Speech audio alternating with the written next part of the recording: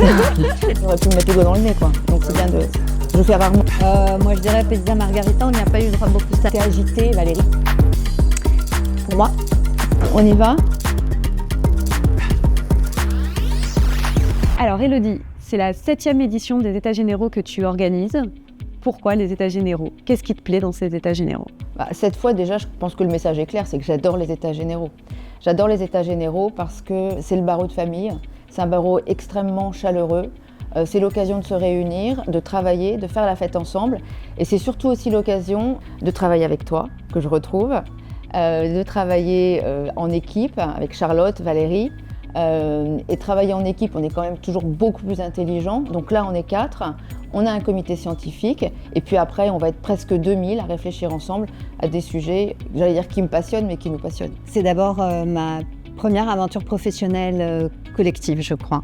Celle d'il y a 20 ans, d'arriver dans un événement dans lequel on était nombreux et dans lequel les avocats professionnels libéraux découvrent qu'ils partagent avec leurs confrères les mêmes préoccupations et les mêmes ambitions de société. Et toi, c'est quoi les États généraux? T'arrives là, comme ça, au CNB et hop, tu t'embarques dans l'aventure. Pour moi, les États généraux, c'est un moment de fierté de notre barreau de la famille, de montrer qu'on arrive à se rassembler pendant 2 jours pour travailler, pour étudier ensemble, pour faire évoluer nos pratiques et peut-être les législations à venir. Pour moi, c'est mon côté bon élève, c'est de la formation. Je me dis qu'on est en janvier, on débute une nouvelle année et c'est l'occasion de faire à peu près le plein de ces obligations de formation continue. Première chose. Deuxième chose, et je crois qu'on va se rejoindre parce que ça fait partie de ton propos, c'est des rencontres. Ces rencontres professionnelles, je pense que je n'aurais pas eu l'occasion de les avoir dans d'autres circonstances, et à ces rencontres s'ajoutent celles des 1800 participants qui viennent de toute la France. Et franchement, commencer l'année avec cette ferveur, ça donne beaucoup d'énergie pour les 11 mois qui suivent. Cette année, le thème, c'est la famille et l'argent. Qu'est-ce que ça t'inspire, Élodie? Ça m'inspire plein de choses. Ça m'inspire les inégalités qui existent encore entre les hommes et les femmes, la manière dont les juges gèrent cette difficulté. Je dis difficulté parce que ça semble être une difficulté tellement on n'ose pas en parler. C'est aussi nos cabinets. Cabinets droit de la famille, c'est des structures qui peuvent être de 1 à 30. La difficulté de travailler ensemble dans cette matière parfois, c'est plein de choses. C'est plein de choses, c'est les enfants, c'est les contributions. En fait, l'argent est partout en droit de la famille. On n'en parle jamais et cette année, toutes les 4, on a décidé qu'on mettait les pieds dans le plat. Valérie, tu es pour beaucoup dans le choix de ce thème. Est-ce que tu peux nous en dire plus? C'est évidemment s'inscrire aussi dans l'actualité d'une société dans laquelle nous évoluons et nous ne vivons pas dans un monde de gratuité. Alors, toujours se soucier des préoccupations du droit de la famille autour des systèmes de garde et avoir aujourd'hui un vrai regard sur la violence intrafamiliale, c'est une chose essentielle. Mais il ne faut pas oublier tout de même de dire que d'abord, l'équilibre du droit de la famille, c'est aussi la façon dont les gens peuvent vivre. Et nous, les avocats, nous sommes toujours en prise avec cette réalité qui est celle des choix de vie, mais qui est celle des capacités de vie. Face à l'évolution des familles, Anne-Laure, comment penses-tu que les avocats peuvent s'adapter? Est-ce qu'on y parvient?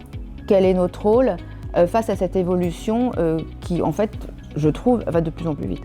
C'est sûr que la famille, elle a évolué. C'est plus la même d'il y a 30 ans, celle d'aujourd'hui.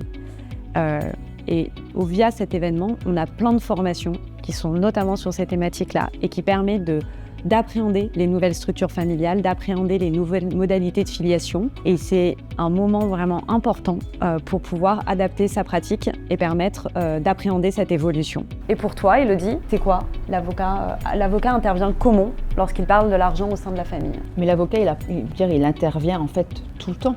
C'est-à-dire qu'il permet de dire ce qui va, ce qui ne va pas, ce qu'on peut faire, ce qu'on ne peut pas faire autour de l'argent, qui est un sujet récurrent pour les familles. C'est aussi celui qui va conseiller pour anticiper une succession, par exemple, ou pour faire de la liquidation du régime matrimonial. En fait, il intervient, il traite avec l'argent. Et puis aussi, l'avocat, c'est un chef d'entreprise.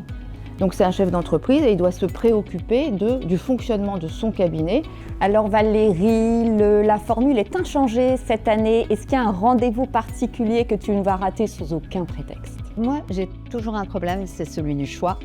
Mais au-delà des ateliers, Je dois dire que ma préférence va toujours à ce forum famille, qui est ce moment de rencontre avec les commissions droits de la famille du plan national sur lesquelles on aborde les soucis et qui nous nourrissent aussi dans nos réflexions sur l'année. Et Charlotte, je pense que tu as aussi des lieux et des moments et des temps qui ont ton intérêt. Tout est formidable évidemment, mais peut-être mettre la lumière sur 2 temps qui sont des nouveautés de ces dernières années et c'est des moments qu'on a pérennisés pour 2025.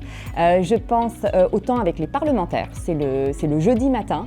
On va leur poser un certain nombre de questions d'actualité et c'est toujours intéressant d'avoir ces échanges sans langue de bois. Et puis je ne peux pas faire l'impasse de ce petit événement qu'on va dupliquer cette année. C'est celui de la remise du prix du barreau de famille. C'était la première édition l'année passée, ça a été un très grand succès. Cette année, les États généraux du droit de la famille, on se retrouve où?